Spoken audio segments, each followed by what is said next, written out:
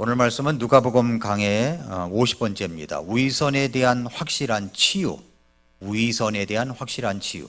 지난 주간에도 비슷한 말씀을 전했습니다마는 오늘도 예수님께서 말씀하신 그 내용에 따라서 강해 설교로 오늘 말씀의 제목 12절까지 위선에 대한 확실한 치유라는 제목으로 말씀을 같이 나누겠습니다. 우리가 살고 있는 세상에서 위선이라는 단어만큼 혐오감을 주는 단어는 없다고 생각합니다. 위선자라는 말, 히포크리트라는 말은 연극 배우, 가면 쓰고 연기하는 사람을 말합니다. 무대 뒤에서 가면을 쓰고 다른 사람처럼 말하는 배우, 자기 본 모습을 감추고 자기 모습으로 연기하는 사람. 그 배우 가운데 이 평상심 보면은 굉장히 참 착하고 어질고 선한 사람인데도 불구하고 배역이 악역이면 무대에서 악역 역할을 아주 훌륭하게 해내는 사람들이 있죠. 그러니까 이것이 겉으로는 선한 척하지만 속은 그렇지 않은 것, 이것을 가리켜서 위선이라고 하는 겁니다. 위선.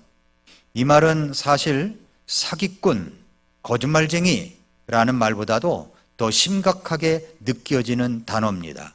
그 이유가 왜 그러냐면 위선이 단순히 물질적인 기만을 넘어서 이것은 영적인 영역, 곧 영원한 영과 혼을 기만하는 가장 위험한 거짓말이기 때문에 그렇습니다.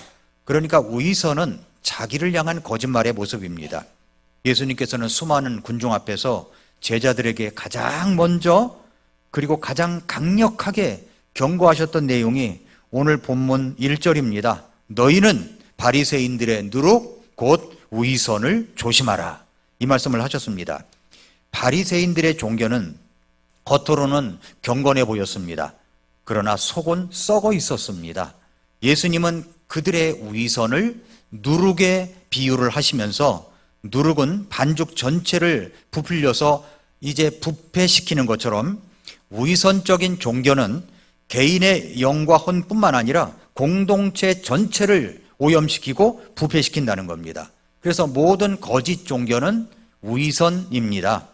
그들은 하나님을 안다고, 진리를 안다고, 천국으로 가는 길을 안다고 주장하지만 실제로 그렇지 않습니다. 그들은 영원한 파멸로 이끄는 가장 위험한 기만자들입니다. 그렇다면 이 위험한 위선의 오염과 그리고 미혹에서 우리의 영과 혼을 어떻게 지켜낼 수가 있습니까? 예수님은 그 확실한 치유책을 오늘 1절부터 12절까지 말씀해 주시고 있습니다. 그것은 바로 삼위일체 하나님을 온전히 공경하는 세 가지 필수적인 의무를 이행하는 것입니다. 위선에서 벗어나 진정한 신앙으로 나아가는 유일한 길은 성부 하나님을 공경하고 성자 예수 그리스도를 공경하며 성령 하나님을 공경하는 것입니다. 먼저 첫째, 성부 하나님을 두려워하라. 이 성부 하나님은 누구시냐면 심판자이신 성부 하나님을 두려워하라 하는 내용입니다. 그것이 1절부터 7절까지 내용이에요. 예수님은 위선에 대해서 가장 강력하게 말씀하셨습니다. 왜냐하면 위선은 사람을 속일 수는 있어도 하나님을 속일 수는 없기 때문입니다. 바리새인들은 금식도 하죠, 기도도 하죠, 구제하는 모든 행위를 했습니다. 마태복음 6장에 보면은 사람들에게 보이려고 했던 위선적인 바리새인들의 모습이 굉장히 많이 나와 있죠. 기도할 때, 금식할 때 이 모든 것들의 위선이 드러났습니다. 그들의 신앙 기준은 뭐냐면 하나님이 아니라 사람의 시선이었습니다. 사람의 시선. 그러나 주님은 뭐라고 말씀하십니까? 오늘 12장 4절 5절에 사람을 두려워하지 말라. 너희가 두려워해야 할 분을 내가 알려주리라. 위선에서 벗어나는 첫 단계는 뭐냐면 사람을 두려워하는 마음을 버리고 심판자이신 성부 하나님을 두려워하기 시작하는 것입니다. 성부 하나님을 두려워하면 위선에서 벗어날 수 있어요. 왜 위선이 나오냐면 하나님을 두려워하지 않기 때문에 그렇습니다. 하나님을 무시하기 때문에 그렇습니다. 그렇다면 한번 좀 살펴보겠습니다. 하나님은 숨겨진 모든 것을 드러내시는 분입니다. 그것이 2절 3절에 나와 있어요. 덮어둔 것 중에 드러나지 아니할 것이 없고 숨겨둔 것 중에 알려지지 아니할 것이 없나니 그러므로 무엇이든지 너희가 어둠 속에서 말한 것이 빛 가운데서 들리고 너희가 골방에서 기에 대고 말한 것이 지붕 위에서 공포되리라. 예수님은 위선의 본질이 뭐냐면 숨기는 겁니다. 숨기는, 겉으로는 선한 척합니다. 겉으로는 뭔가 지도자인 척합니다. 그러나 뒤를 들여다보면은 모든 무슨 참 부조리, 어떤 사악함 이런 것들이 숨어 있다는 겁니다. 그런 우위선자가 있다는 거죠. 우위선자는 가면을 씁니다. 가면은 그냥 그럴듯해 보이죠. 겉은 경건하게 보이지만은 속은 완전히 다르다고 이야기를 하고 있습니다. 사람들은 속일 수 있지만은 하나님은 속지 않으신 분이라고 말씀하셨죠. 하나님은 완전히 드러내십니다. 어떻게 드러내셔요? 오늘 말씀처럼 골방에서만 속삭인 것처럼 보이는데 어둠 속에서 아무도 모르게 속삭이는 것처럼 보이는데 이것이 빛 가운데서 그리고 많은 사람 앞에서 드러난다는 거죠. 마치 확성기처럼 지붕 위에서 공포하는 것처럼 드러난다는 이야기입니다. 내 마음속에 생각했던 것, 혼자만 했던 것, 이것들이 생중계 방송으로 나간다고 생각해 보세요.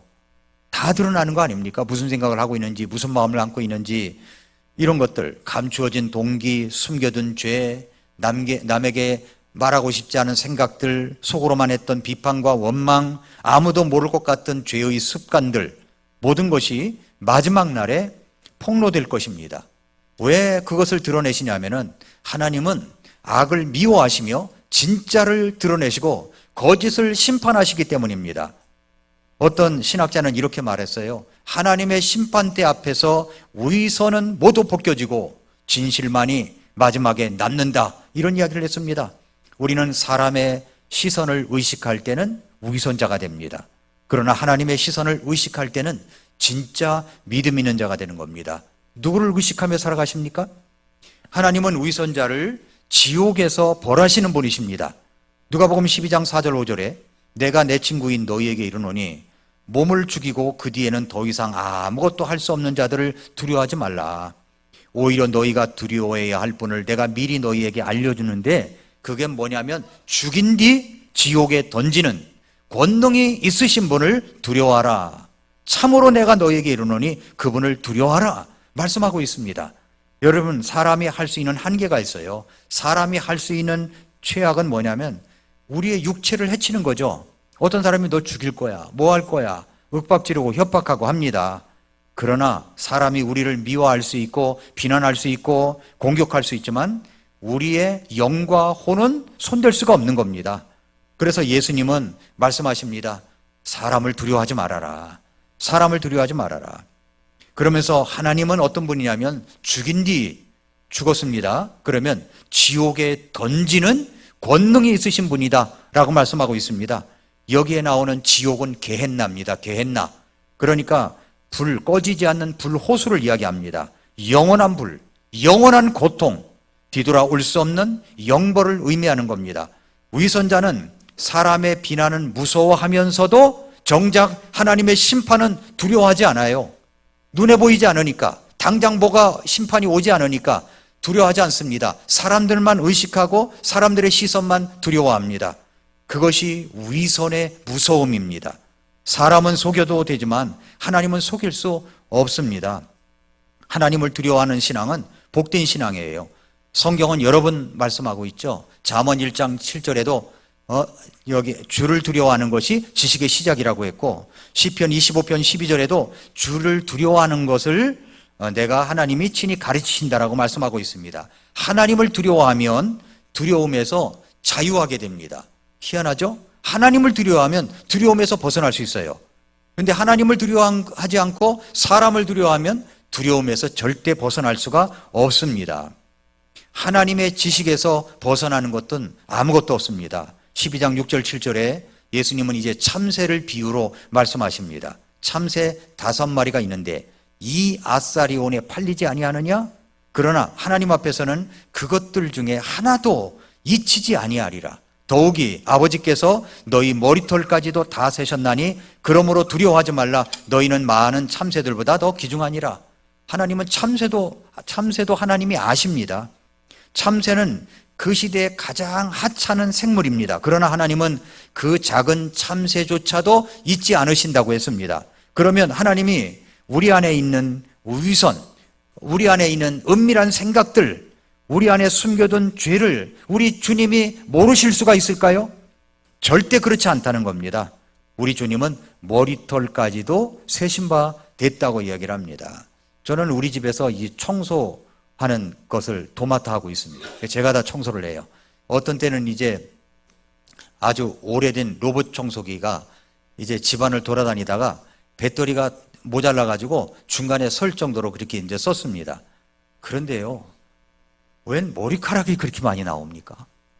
밀대로 밀어도 머리카락이 그냥 한 줌이 나와요. 누구 머리카락인지 내 머리카락인지 우리 집사람 머리카락인지 모르지만 머리카락이 나와요. 여러분 간밤에 여러분 머리카락이 몇 개 빠진지 아세요? 모르잖아요. 그럼 뭐 진공청소기를 해가지고 세보겠습니까? 모르잖아요. 그런데 우리 하나님은 어떤 분이냐면 머리털까지도 세신 바 되었다는 거예요. 하나님, 제 머리털 지난밤에 몇 개나 빠지셨습니까? 그러면 대답하실 수 있는 분이라는 겁니다. 그 정도라는 거예요, 하나님께서. 그 정도로.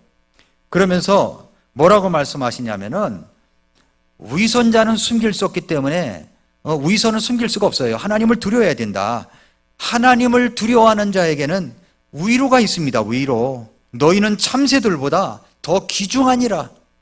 참새 돌보시는 주님, 나를 돌보신다는 찬송이 있죠. 하나님을 두려워하는 자는 동시에 하나님의 보살핌을 받습니다. 하나님을 경외하는 자는 결코 버림받지 않습니다. 그래서 어떤 일을 하든지 양심적으로 신앙적으로 할 때 하나님을 의식하고 하면 어떤 일이든지 성공할 수가 있는 것입니다. 그래서 우리는 하나님을 두려워할 줄 아는 사람이 되어야 된다. 그것이 위선을 치유하는 첫 번째 방법이다 라고 말씀을 하고 있습니다. 위선의 문제는 단순한 도덕적 문제가 아닙니다. 하나님을 두려워하지 않을 때 생기는 영적 질병입니다. 예수님은 말씀하셨습니다. 하나님은 숨겨진 모든 것을 드러내시는 분이시다. 하나님은 위선자를 지옥에서 심판하시는 분이시다. 하나님의 지식에서 벗어나는 것은 아무것도 없다 말씀하십니다. 그러므로 사람을 두려워하지 말고 하나님을 두려워할 줄 아는 사람, 이런 분들은 우리 마음속에서 위선 속에서 벗어날 수가 있게 되는 것입니다. 첫 번째, 하나님을 두려워하라. 하나님을 두려워하라. 자, 두 번째입니다. 두 번째는 성자 예수 그리스도를 주님으로 공경하라 하는 이야기입니다. 예수님께서는 위선의 문제를 다루시면서 두 번째 핵심 의무를 말씀하십니다. 그것은 바로 성자 예수 그리스도를 주님으로, 주인 주자 써서 나의 주인, 주님으로 공경하라는 겁니다. 유대인들은 우리는 하나님을 섬긴다 라고 이야기를 했어요. 하지만 정작 하나님이 보내신 하나님의 아들 예수 그리스도를 거부했습니다. 예수님은 요한복음 5장 23절에서 아들을 공경하지 아니하는 자는 그를 보내신 하나님 아버지를 공경하지 않는 것이라고 말씀하셨습니다. 하나님을 바르게 공경하는 유일한 길은 뭐냐면 하나님의 아들 예수 그리스도를 통해서만 가능한 겁니다. 오늘 본문에서 예수님은 우리의 신앙이 위선이 아니라 진짜인지 결정하는 기준을 말씀하십니다. 8절 9절 보세요. 누구든지 사람들 앞에서 나를 시인하면, 이게 나를 시인한다는 것에 밑줄을 그십시오. 나를 시인하면 사람의 아들도 하나님의 천사들 앞에서 그를 시인하리라. 그런데 9절은 그러나 사람들 앞에서 나를 부인하는 자는 하나님의 천사들 앞에서 부인을 당하리라. 오늘 우리는 그리스도를 시인한다는 것이 무엇인지, 또 부인한다는 것이 무엇인지, 왜 그것이 생명과 심판을 가르는 결정적인 문제인지를 알아야 됩니다. 먼저 그리스도를 시인한다. 이건 무슨 말이냐면은 시인한다의 원어의 의미는 뭐냐면 이것은 진실을 동일하게 말한다는 뜻이 있어요. 영어를 보면은 컴패스라고 되어 있는데 이것은 헬라어 호몰로게오라는 말인데 이것은 같은 말을 하다, 진실을 인정하다라는 의미입니다. 따라서 여기 시인이다라는 말은 저는 예수님을 믿습니다라는 입술로만 고백하는 수준이 아닙니다. 예수님에 대한 진실 전체를 인정하고 그 진리를, 예수님이 주신 진리를 내 삶으로 드러내는 것을 말하는 겁니다. 우리가 시인해야 할 세 가지 진리가 있어요. 예수님의 신성을 시인해야 되는 겁니다. 예수님은 단순히 대언자나 도덕교사가 아닙니다. 예수님이 말씀하셨죠. 요한복음 10장 30절에 나와 아버지는 하나이니라. 그렇게 말씀하신 참 하나님이신 분이 예수 그리스도이십니다. 예수님을 신성으로 시인한다는 것은 예수님은 나의 창조주며 구원자이며 경배 대상이라는 진리를 인정하는 것입니다. 위선자는 예수님을 존중하는 척하지만 그분을 하나님으로 대하지 않아요. 바리새인들이 그랬습니다. 자기는 하나님을 믿는다는 겁니다. 그러나 하나님이 보내신 예수님을 거절했습니다. 예수님의 인성을 시인해야 됩니다. 예수님은 우리와 똑같이 출생하셨고 자라셨고 피곤하셨고 우셨습니다. 그분은 완전한 인간이시면서 동시에 죄가 없으신 분이죠. 우리가 인성을 시인한다는 것은 예수님이 우리의 약함도 아시고 우리의 슬픔도 아시고 우리의 고통과 그 여러 가지 어려운 문제를 아신다는 사실입니다. 그리고 또 예수님의 주 되심을 시인하는 겁니다. 이 고백이 가장 본질적이고 결정적입니다. 예수님은 나의 주이십니다. 주, 나의 삶의 주인, 나의 삶의 주인은 더 이상 내가 아니라 누구시라고요? 예수 그리스도이십니다. 믿으십니까? 예수 그리스도세요. 이 고백이 빠지면 신앙은 껍데기가 되는 겁니다. 예수님을 주님으로 시인한다는 것은 입술의 고백이 아니에요. 내 삶을 항복하는 겁니다. 그러니까 항복이 행복이라고 그러잖아요. 하나님께 항복하는 사람이 행복하게 되는 겁니다. 그런데 주 되심을 시인하는 그런 대가가 나와요. 어떤 대가를 치러야 되느냐? 누가복음 9장 23절에 보니까 어떤 사람이 나를 따라오려거든, 자, 따라갑니다. 예수님을 주인 되심을 따라갑니다. 그러면 자기를 부인하고 날마다 자기 십자가를 지고 나를 따를지니라. 그렇게 따라가십니까? 제가 전에도 말씀드렸잖아요. 여러분이 십자가를 진다고 하니까 십자가 목걸이를 뒤로 휙 넘긴다고 그 십자가를 지는 겁니까? 아니죠. 나에게 있는 십자가를 가지고 주님을 따라가는 거예요. 따라가야 돼요. 자기 부인이 뭐예요? 자기 부인이 자기를 부인한다는 것은 자기 의지, 자기 계획, 자기 야망을 내려놓는 것입니다. 내가 원하는 꿈이 아니라 주님이 원하시는 길을 따라가는 거죠. 내가 만든 기준이 아니라 주의 말씀에 순종하는 겁니다. 내가 좋아하는 방식이 아니라 주님의 뜻을 우선시하는 겁니다. 이건 단순한 변화가 아니에요. 그리고 십자가를 진다는 건 뭐냐면 내 십자가라는 표현은 종종 좀 불편하다, 힘들다, 이런 것이 십자가가 아니란 말이에요.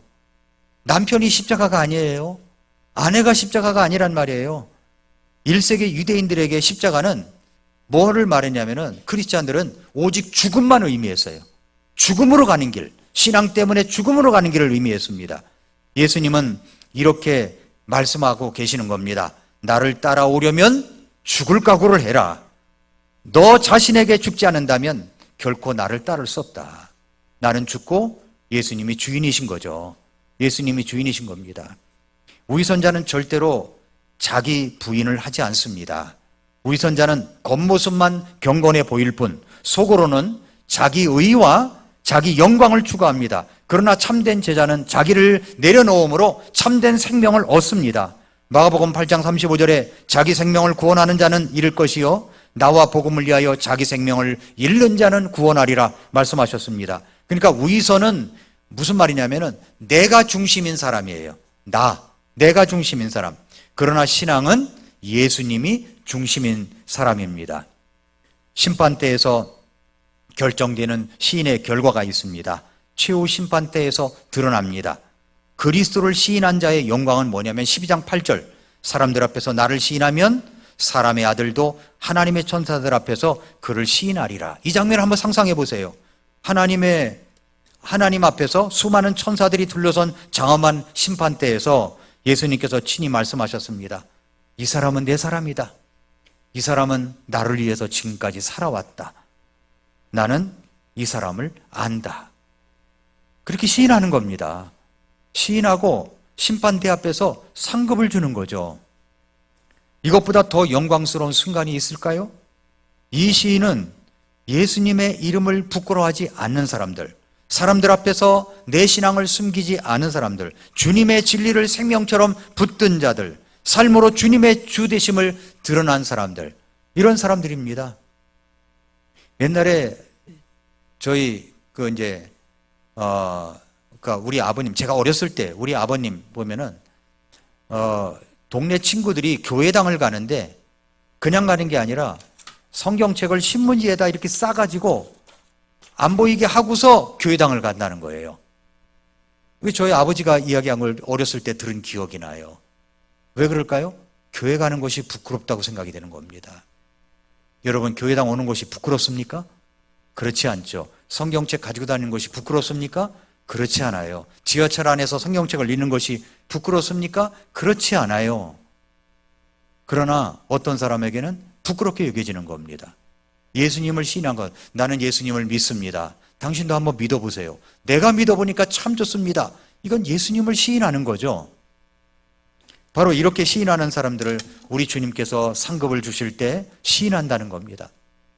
그러나 그리스도를 부인하는 사람들은 어떻게 되느냐? 12장 9절에 사람들 앞에서 나를 부인하는 자는 하나님의 천사들 앞에서 부인을 당하리라.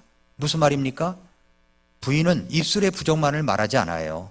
예수님의 말씀을 거부한 삶, 주님의 주권을 무시한 삶, 항상 내가 주인이야, 내가 중심이 돼야 돼. 어떤 모임을 해도 뭘 해도 내 말이 많아야 되고 내가 주관을 해야 되고 막 내가 가르쳐야 되고 이렇게 된다는 겁니다. 진리를 알면서도 외면한 삶, 사람의 평판을 두려워하며 믿음을 숨긴 삶, 주님보다 세상의 가치와 즐거움을 더 사랑한 삶, 어떤 위험이 와도 진리는 진리고 거짓은 거짓인데 순간에 어떤 진리를 갖다가 거짓으로 감추어버리는 사람들은 다 드러나게 되어 있다는 것입니다.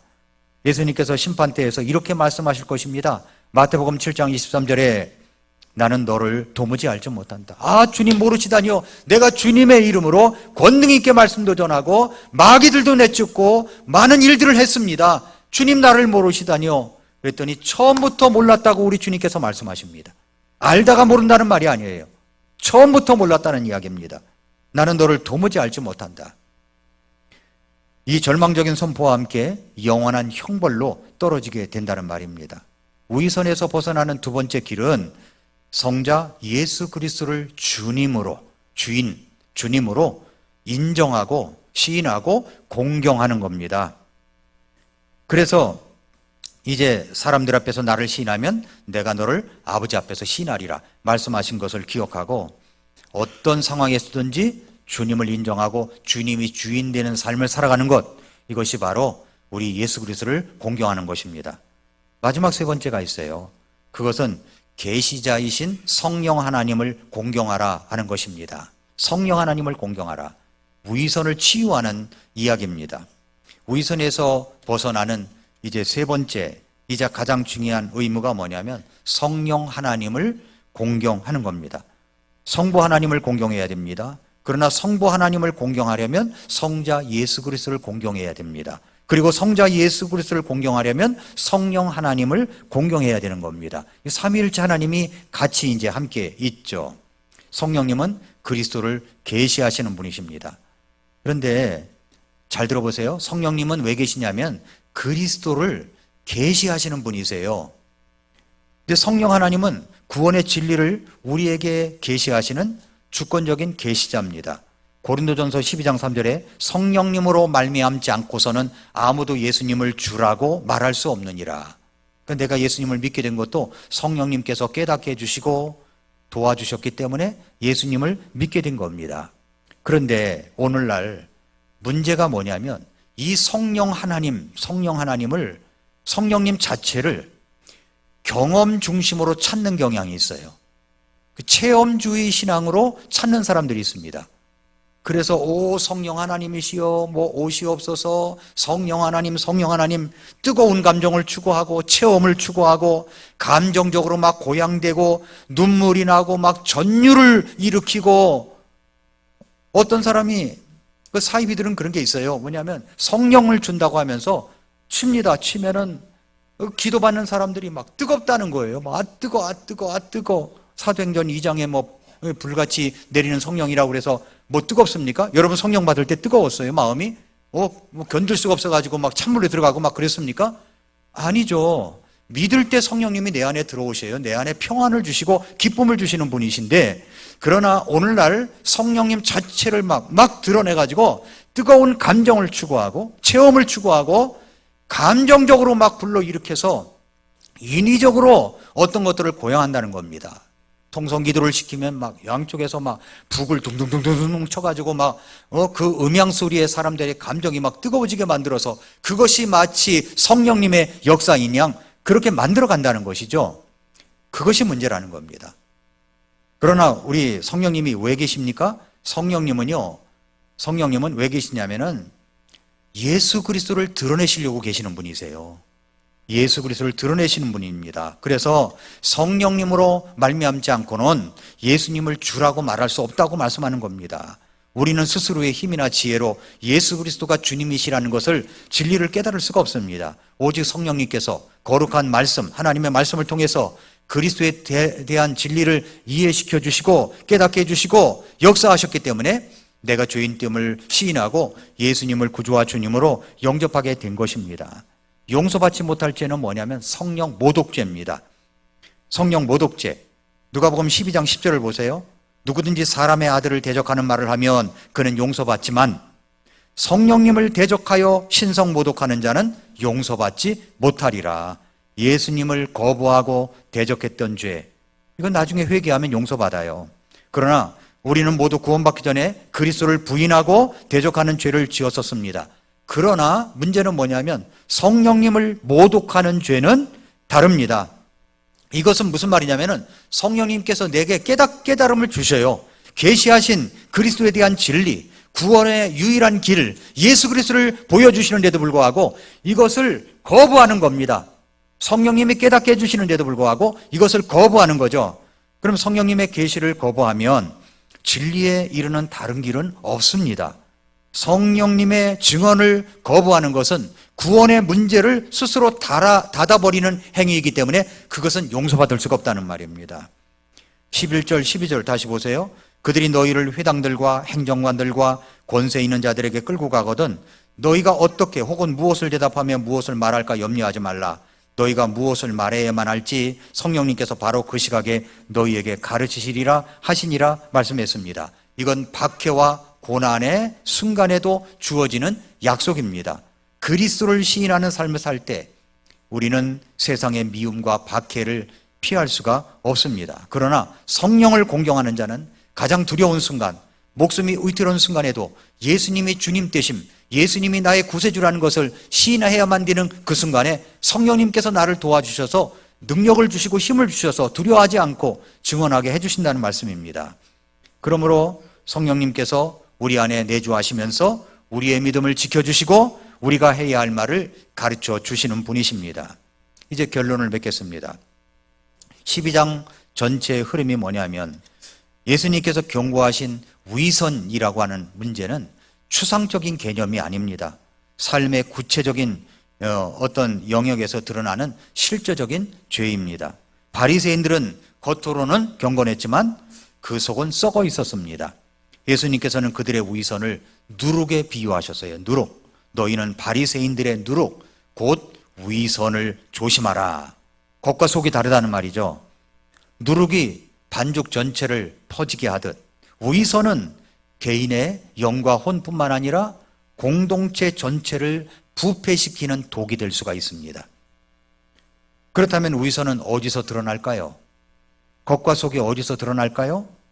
예수님이 나를 구원하시고 모든 것 중에 제일 먼저 하나님의 왕국과 그분의 의를 구한다고 입으로 말해놓고서 이것이 차선으로 간다는 말입니다.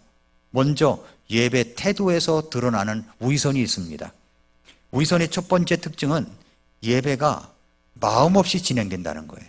마음 없이. 예수님은 바리새인들을 향해서 마태복음 15장 8절에 이 백성은 입술로는 나를 공경하지만 마음은 내게서 멀다고 했습니다.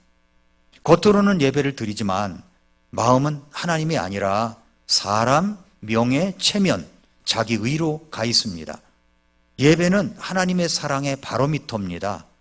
예배의 마음이 죽어 있다면 그 신앙은 우위선 속으로 들어갈 수 있는 거예요.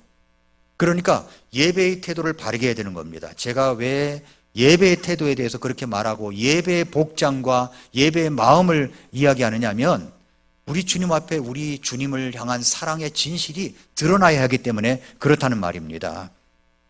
그래서 예배의 태도에서 우리의 위선이 드러날 수가 있고, 또 두 번째는 말씀 앞에서 변화되기를 거절하는 영역에서 드러나는 위선이 있습니다. 야고보는 말씀을 듣고도 변화되지 않는 사람을 이렇게 단정졌습니다. 너희는 말씀을 행하는 자가 되고 듣기만 하여 자기 속이는 자가 되지 말라. 위선자는 행하지 않는 자예요. 말씀을 듣지만 변화되지 않고 회개가 없고 말씀 앞에서 순종을 거절합니다.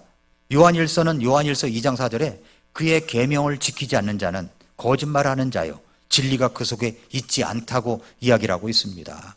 겉으로는 믿는다고 말하지만 삶의 변화가 없다면 그 믿음은 위선이고 자기 기만일 수 있다는 겁니다. 내가 아는 성경 지식을 자랑하는 게 아니라 변화됨을 나타내 보이는 것이 진정한 모습이다 라고 하는 것을 말씀하고 있습니다. 또 하나는 물질을 대하는 태도에서 아주 적나라하게 드러나는 위선이 있습니다. 예수님은 물질에 대한 태도가 그 사람의 마음을 드러낸다고 했어요. 마태복음 6장 21절에 보면 네 보물이 있는 곳에 네 마음도 있다고 그랬죠. 바리새인들은 헌금과 구제를 할 때에도 사람들에게 보이려고 했습니다. 보이려고. 마태복음 6장을 보면은 한번 열어보십시오. 마태복음 6장을 같이 한번 열어보겠습니다. 6장에 그런 내용이 쭉 연결되어 있는데, 마태복음 6장에서 너희는 사람들에게 보이기 위해, 사람들에게 보이기 위해 그들 앞에서 구제하지 않도록 주의하라. 구제를 내는데도 꼭 사람을 의식하고 하는 거예요. 그래서 그렇지 않으면 너희가 하늘에 계신 너희 아버지께 아무 보상도 받지 못한다는 거죠. 그러면서 이제 뭐라고 얘기하냐면은 5절에 보니까 5절에 너는 기도할 때 위선자들과 같이 되지 말라. 기도할 때 위선자처럼 하지 말라는 거예요. 그들은 사람들에게 보이려고 회당과 거리 모퉁이에 서서 기도하기를 좋아하느니라. 어디서 기도해요? 사람들에게 보이는 장소, 회당 그리고 거리 모퉁이, 사람들이 많이 지나다니니까 거기에서만 기도하기를 좋아한다는 거죠. 오히려 너는 기도할 때 어디 들어가서 기도하라고 말씀하고 있습니까? 골방에 들어가서 기도하라. 아무도 보지 않은 곳에 가서 들어가서 기도하라 그러면서 8절에 그러므로 너희는 그들과 같이 되지 말라고 이야기를 하고 있습니다.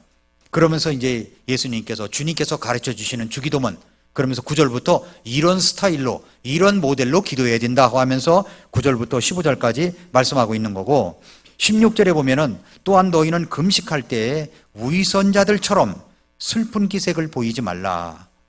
그들은 금식하는 것을 사람들에게 보이려고 자기 얼굴을 흉하게 하느니라. 그래서 한국교회 병폐가 뭐냐면 이 많은 목사님들이 그런 걸 지적을 하죠. 뭐냐면 병폐가 뭐냐면 예배당 입구까지는 막 떠들면서 웃으면서 들어오는데 거기까지 예배당 딱 들어오면은 얼굴이 이제 쫙 굳어지는 겁니다. 그리고 기도는 안 볼 때 더 많이 하고 와야 돼요. 예배당에 와서보다도. 예배당에 와서 기도하지 말라는 게 아닙니다. 예배당에 와서는 짧게 기도할 수 있죠. 그래서 저는 설교를 잘하고 싶은 마음 때문에 제 칼스 목사님, 세계 유명한 아주 놀라운 교회 담임 목사님이었던 제 칼스 근본주의 침례교회 목사님의 설교론을 나눠가지고 제가 쇼츠로 올리고 있어요. 근데 이건 설교자들에게 너무너무 공감되는 겁니다. 능력이 설교 5분 전에 기도한다고 능력이 나가지 않는다고 하는 겁니다. 그게 아니라 일주일 내내 기도해야만 그 능력이 되지, 앉아가지고 30분 내내 목사님이 기도하고 있으면 목사님이 기도하는데 우리도 기도해야지, 성도들도 똑같이 된다는 거죠. 기도하는 것이 나쁘다는 얘기가 아닙니다. 기도하는 것이 중요하지 않다는 말이 아니에요. 중요한 것은 뭐냐면 사람들에게 보이려고, 사람들을 의식하면서 하면 그것은 위선이 될 수가 있다라는 것을 말씀해 주시고 있는 겁니다. 금식할 때도 마찬가지입니다. 기도할 때도 마찬가지예요. 그런 이야기를 이제 마태복음 6장에 쭉 말씀해 놓고 있습니다. 그러면서 물질적인 것도 마찬가지라는 거죠. 위선자들이 사람들에게 보이기 위해서 하는 그런 헌금이 아니라 하나님 앞에서 진실된 마음으로 진실된 정직한 헌금 생활을 하라는 겁니다. 무슨 말이냐면 우리가 주님 앞에 드릴 때 우리가 수입의 10분의 1을 주님 앞에 드립니다. 이건 구약적 요소이기 때문에 이제 11조 없어졌다 이런 사람도 있긴 해요. 그러나 중요한 것은 기준입니다. 저는 그 기준이 11조라고 생각을 해요. 만약에 그것을 구약의 11조를 믿지 않는다, 나는 11조는 없다고 생각한다, 그러면 10분의 1 이상을 하셔야 됩니다. 10분의 1 이상을. 기준의 원리가 저는 10분의 1이라고 생각해요. 그러면 정직하게 하라는 거죠. 진실되게 하라는 겁니다. 이 말씀을 하는 거예요. 이건 이 동등한 그런 믿음을 가지고 물질 면에 있어서도 주님 앞에 진실된 태도로 하라고 말씀을 하고 있습니다. 결국 위선은 여러 가지가 있지만 예배 드리는 것, 순종하는 것, 물질적인 문제에서 드러난다라고 말씀을 하고 있습니다. 요한복음 14장 21절에 나의 계명을 가지고 지키는 자라야 나를 사랑하는 자다라고 말씀을 하고 있습니다. 성도 여러분, 이런 위선이 아주 놀랍게 드러났던 사람이 있죠. 지난주에도 말씀드렸지만 베드로입니다. 베드로, 나는 주님을 절대 부인하지 않겠습니다. 예수님을 죽는 데까지도 따라갈 각오가 있습니다. 그랬는데 어떤 사람들이 와서 너도 예수님과 한 패지라는 말에 몇 번 물을수록 강렬하게 예수님을 부인하고 나는 모른다고 부인했었잖아요. 그런데 예수님과 눈길이 마주치는 순간 그는 나가서 아주 심히 통곡했다고 이야기를 하고 있습니다. 그리고 예수님이 부활했다는데도 불구하고 디베랴 바닷가에 제자들과 함께 이제 고기 잡으러 갔을 때 예수님이 바닷가에 나타나셔가지고 조반을 준비해 놓으시고 생선을 구워 놓으시고 그들을 부르셨지 않습니까? 조반을 먹이신 뒤에 네가 나를 사랑하느냐? 네가 나를 사랑하느냐? 네가 나를 사랑하느냐? 3번 물으셨습니다. 처음엔 예수님이 아가페적인 사랑으로 사랑하느냐 물으셨어요. 그러나 베드로는 아가페 사랑으로 대답한 게 아닙니다. 그저 인간적인 사랑, 그저 친구들같이 그런 우정과 같은 사랑으로밖엔 저는 주님을 사랑할 수가 밖에 없습니다라고 고백을 한 겁니다. 그러나 주님은 그 사랑을 확인하셨습니다. 우리의 위선을 치유할 수 있는 길은 성부 하나님, 성자 하나님, 성령 하나님을 공경하는 길입니다.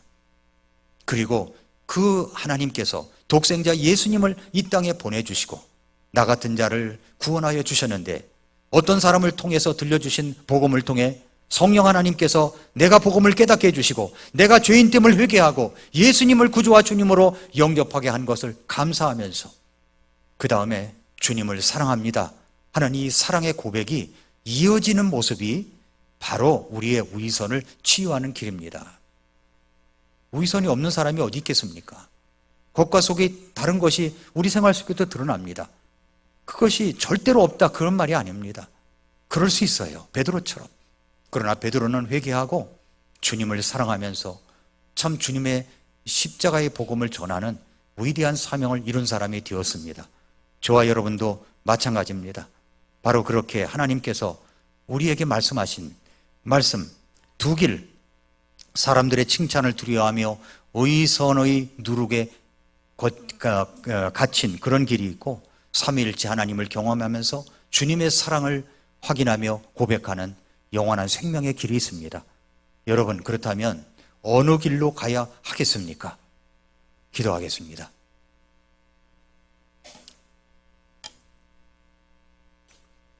이 시간 머릿속에서 기도하겠습니다.